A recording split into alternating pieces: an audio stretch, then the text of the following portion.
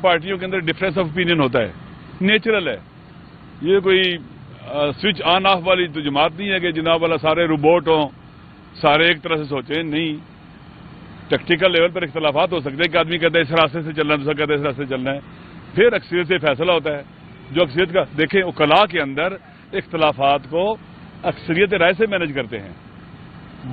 दो राय आ गई हैं, अब किस राय को लेके चलना है, वोटिंग आपस में हो जाती है, जिसको अक्सरियत कहते इस पर चला जाती है। तो नेचुरल है मेरे ख्याल में।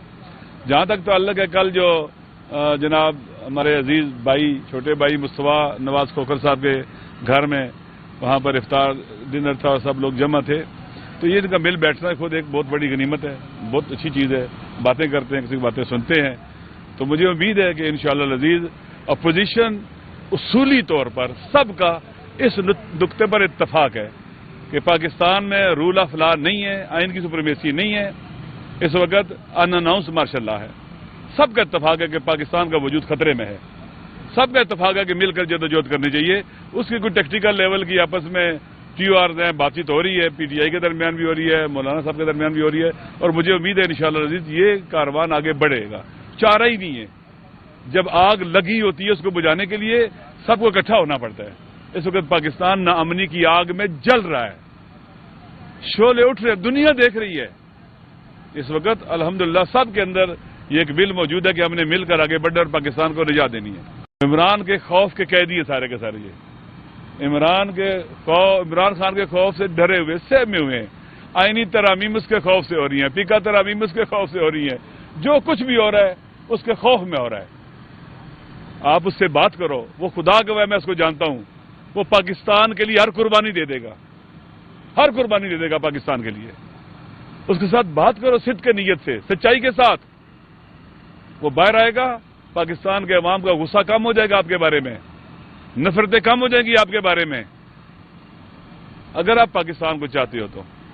ये जो अगर इख्तिदार में कोई आ गया है, इमरान साहब वैसे भी फिजिकली फिट है, इन तमाम हुक्मरानों से ज्यादा फिट है वो, अल्हम्दुलिल्लाह। देखिए 50 साल का लगता है वो, आप उसको 10 साल भी जेल रखे हैं ना, खुदा ना खास्ता, तो 10 साल भी वो ऐसे ही रहेगा और आपके दांत गिर चुके होंगे उस वक्त।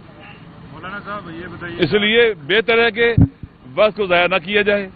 बहुत हसास वक्त है, पाकिस्तान की सालमियत खतरे में है, पाकिस्तान का वजूद खतरे में है।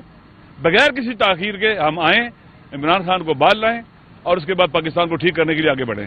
पार्टियों के अंदर डिफरेंस ऑफ ओपिनियन होता है, नेचुरल है। ये कोई स्विच ऑन ऑफ वाली तो जमात नहीं है कि जनाब वाला सारे रोबोट हों, सारे एक तरह से सोचें। नहीं, टेक्निकल लेवल पर इख्तलाफात हो सकते हैं कि आदमी कहता है इस रास्ते से चलना है, दूसरा कहता है इस रास्ते से चलना है, फिर अक्सरियत से फैसला होता है। जो अक्सरियत का देखें, उकला के अंदर इख्तलाफात को अक्सरियत राय से मैनेज करते हैं। दो राय आ गई हैं, अब किस राय को लेके चलना है, वोटिंग आपस में हो जाती है, जिसको अक्सरियत कहते इस पर चला जाती है। तो नेचुरल है मेरे ख्याल में।